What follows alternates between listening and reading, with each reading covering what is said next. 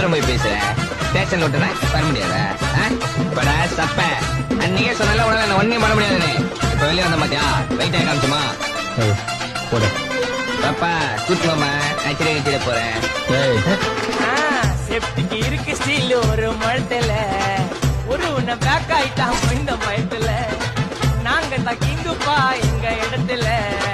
மாலை மாட்டிடுவோம்